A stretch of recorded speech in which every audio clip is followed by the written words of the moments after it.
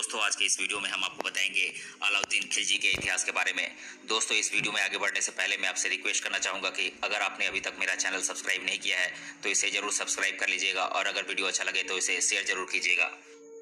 दोस्तों अब आप हमारी चैनल की मेंबरशिप लेकर आप हमसे जुड़ सकते हैं और पा सकते हैं बहुत सारे बेनिफिट्स जैसे कि video on demand, voice call facility, comment on the top इत्यादि।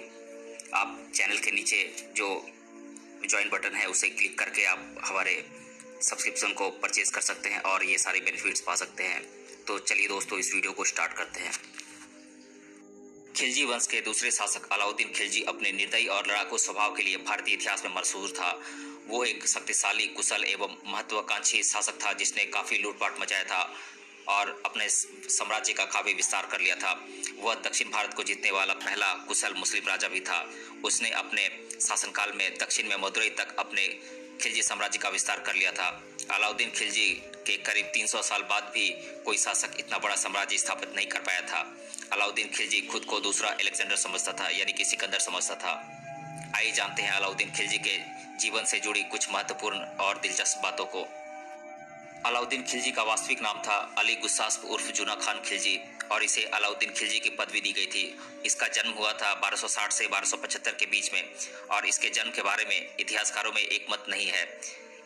अलाउद्दीन खिलजी के पिता का नाम था साहिबुद्दीन मसूद और इसकी पत्नियां थीं कमला देवी, झत्तीपाली, मेहरू, मल्लिकाए जहां और इसका मृत्यु हुआ था 1316 में दिल्ली में और इसका समाधि स्थल है कुतुब परिसर दिल्ली। अलाउद्दीन खिलजी के जन्म को लेकर इतिहासकारों में अलग अलग मत है। उसका जन्म 1260 से 1275 के बीच में माना जाता है। उसका वास्तविक नाम अली गुस्सास्प उर्फ जूना खान खिलजी था। अलाउद्दीन खिलजी के पिता साहिबुद्दीन मसूद की मृत्यु के बाद अलाउद्दीन खिलजी का पालन पोषण उसके चाचा और खिलजी वंश के प्रथम सुल्तान जलालुद्दीन फिरोज खिलजी ने किया था। जलालुद्दीन ने अपनी बेटियों का विवाह अलाउद्दीन खिलजी और उसके छोटे भाई अल्मास बेग के साथ कर दिया था। हालांकि अलाउद्दीन उसकी बेटी से शादी करके खुश नहीं थे, इसलिए उन्होंने दूसरी शादी मेहरू नाम की बेगम के साथ कर ली थी। अलाउद्दीन के चाचा जलालुद्दीन खिलजी जब दिल्ली के सुल्तान बने थे तो उसने अलाउद्दीन खिलजी को अपने दरबार में अमीर तुजुक बनाया, जो कि अनुष्ठान प्रमुख के समकक्ष होता था, जबकि खिलजी के छोटे भाई अल्मास बेग को अखुर बेग बनाया, जो कि अश्व प्रमुख के समान माना जाता था। करीब 1291 ईस्वी में जलालुद्दीन के शासनकाल में कारा के राज्यपाल मलिक छज्जू ने आक्रमण कर दिया था, जिसके बाद अलाउद्दीन ने अपने राजनीतिक कौशल से इस स्थिति को बेहद अच्छे तरीके से संभाला और इससे प्रभावित होकर उन्हें कारा गया था। वहीं इसके बाद 1292 में भिलसा में जीत हासिल करने के बाद अलाउद्दीन को उसके चाचा एवं ससुर ने अवध प्रांत की जिम्मेदारी सौंप दी थी।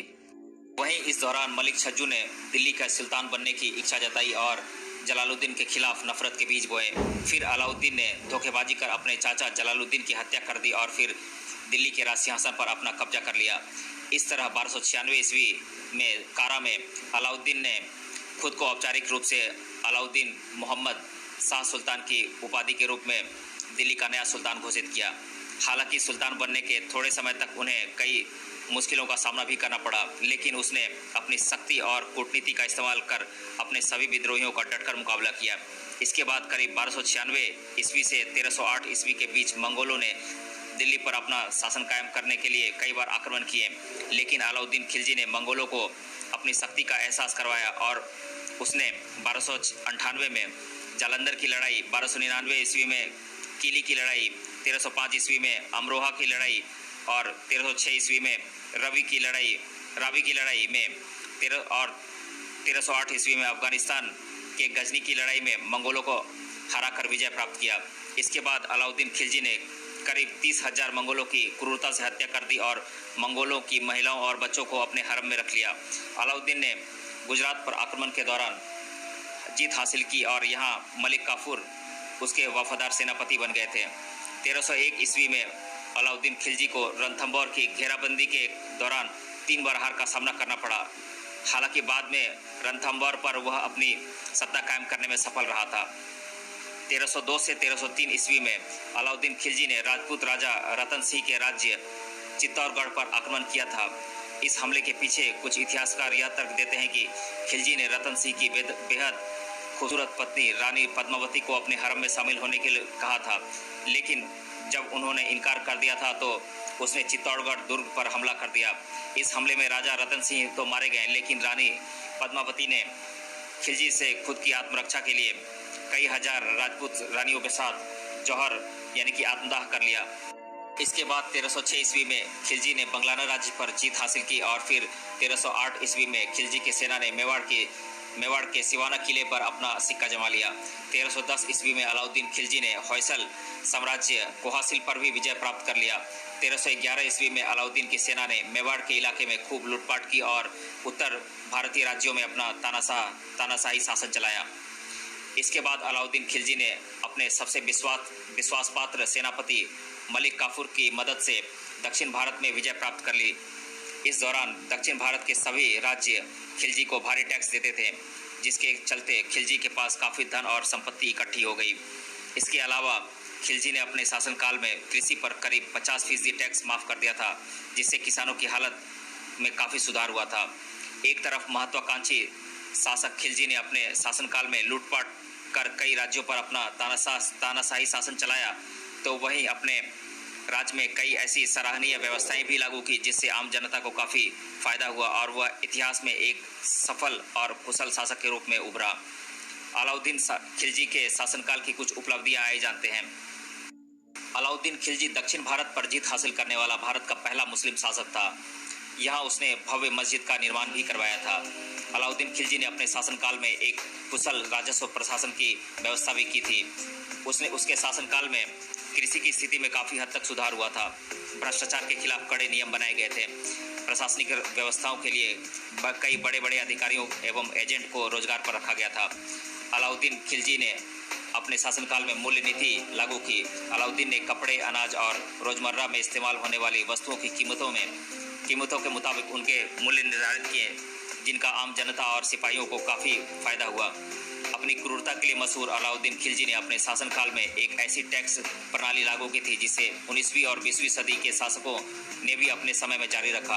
आपको बता दें कि खिलजी ने हिंदुओं पर भूमि कर यानी कि जिसे खराज कहते हैं, चारागाह कर जिसे कि चरह कहते हैं, चुनाव कर जिसे कि जर कहते हैं और घर कर यानी कि घरी आदि को लागू किया था। अलाउद्दीन खिलजी वंश का दूसरा शासक एवं बेहद शक्तिशाली सम्राट था, इसलिए उसे सिकंदर शाही की उपाधि से भी नवाजा गया था। उसने अपनी कुशल राजनीतिक क्षमता का इस्तेमाल कर अपना खिलजी साम्राज्य दक्षिण में मदुरई तक फैला दिया था। खिलजी के बाद करीब 300 सालों तक कोई भी साम्राज्य स्थापित नहीं कर सका था। इतिहास के सबसे क्रूर शासक अलाउद्दीन खिलजी ने दिल्ली की गद्दी पर अपना अधिकार जमाने के लिए अपने सगे चाचा और अपने ससुर जलालुद्दीन खिलजी की हत्या करवा दी थी, जबकि उसका पालन पोषण उसके चाचा ने ही किया था। अलाउद्दीन खिलजी बेहद घमंडी था, जो कि खुद की तुलना दुनिया को जीतने वाले सिकंदर से करता था और खुद को विश्व का दूसरा सिकंदर कहता था। अलाउद्दीन खिलजी ने कई लड़ाइयों में मंगोलों को बुरी तरह परास्त किया था।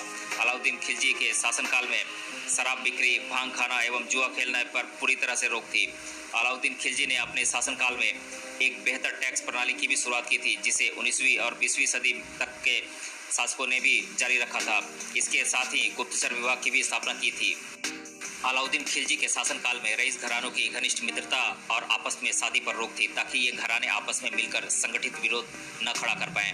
अलाउद्दीन खिलजी वासना का प्रेमी था। उसके हरम में 50,000 से भी ज़्यादा पुरुष, महिलाएं और बच्चे समेत करीब 70,000 लोग थे। अलाउद्दीन खिलजी चित्तौड़ की रानी पद्मावती की खूबसूरती पर मोहित हो गया था, जिसके चलते वो उनको अपने हरम में रखना चाहता था। लेकिन पद्मावती के इनकार करने पर उसने राजस्थान के चित्तौड़गढ़ के दुर्ग पर हमला कर दिया था और रानी पद्मावती के पति राजा रतन सिंह समेत कई हजार राजपूतों की हत्या कर दी थी। अलाउद्दीन खिलजी से अपनी आत्मरक्षा और राजपूत कुल की मर्यादा के लिए रानी पद्मावती ने जौहर यानी कि आत्मदाह कर लिया था। वहीं रानी पद्मावती के साथ कई राजपूत महिलाओं ने भी जौहर किया था। इतिहास के सबसे क्रूर और निर्दयी शासकों में से एक अलाउद्दीन खिलजी की मृत्यु 1316 ईस्वी में हो गई थी। इसकी मृत्यु के विषय में इतिहासकारों के मुताबिक उसकी मृत्यु किसी लंबे समय तक रहने वाली गंभीर बीमारी की वजह से हुई थी, जबकि कुछ इतिहासकारों का मानना है कि उसके सेनापति एवं सबसे करीबी माने जाने वाले मलिक काफूर ने ही उसकी हत्या की थी। अलाउद्दीन खिलजी की मौत के बाद भारत की राजधानी दिल्ली के मेहरौली में स्थित कुतुब कॉम्प्लेक्स में उसकी कब्र बनाई गई थी। वहीं अलाउद्दीन खिलजी की मौत के कुछ साल बाद ही खिलजी साम्राज्य का अंत हो गया था और फिर हिंदुस्तान की तर्ज पर तुगलक वंश ने शासन किया। तो दोस्तों, आज के इस वीडियो में हमने जाना अलाउद्दीन खिलजी के इतिहास के बारे में। मिलते हैं अगले वीडियो में किसी अन्य टॉपिक के साथ। तब तक के लिए धन्यवाद।